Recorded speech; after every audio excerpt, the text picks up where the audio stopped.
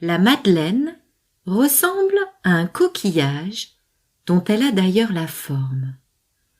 Pourtant, son origine ne se situe pas en bord de mer, mais bien loin dans les terres, en Lorraine, dans l'est de la France. En 1755, le duc de Lorraine, ex-roi de Pologne, donne une réception dans son château de Commercy. Son pâtissier l'ayant abandonné, il se retrouve sans dessert et fait appel à la servante d'une marquise, Madeleine Paulmier. Elle propose alors la recette de sa grand-mère, un petit gâteau aux œufs en forme de coquillage. Les convives sont ravis et le duc souhaite la rencontrer. « Comment s'appelle ce chef-d'œuvre » ? « Il n'a pas de nom, sire. C'est ce que l'on fait chez moi, à Commercy, les jours de fête. »« Et quel est ton nom ?»« Madeleine. »« Eh bien, il s'appellera comme toi, Madeleine de Commercy. » Entre la fin du XIXe siècle et la Seconde Guerre mondiale, les voyageurs qui passent par la gare de Commercy se pressent pour voir les vendeuses de madeleine.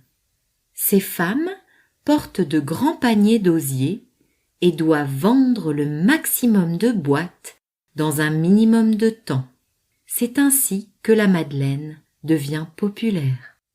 Quant à elle, la ratatouille, ratatola en occitan, est une spécialité de la Provence et de l'ancien comté de Nice. Cette compotée de légumes serait née au début du XIXe siècle et était décrite comme un mauvais ragoût de légumes composé des restes de repas. Ce plat n'est pas si ancien car les légumes qui en font sa composition n'ont été importés en Provence que très tardivement.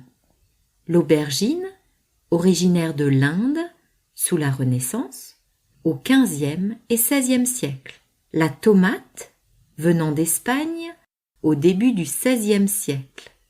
Et enfin, la courgette qui a fait son apparition en France au début du XIXe siècle.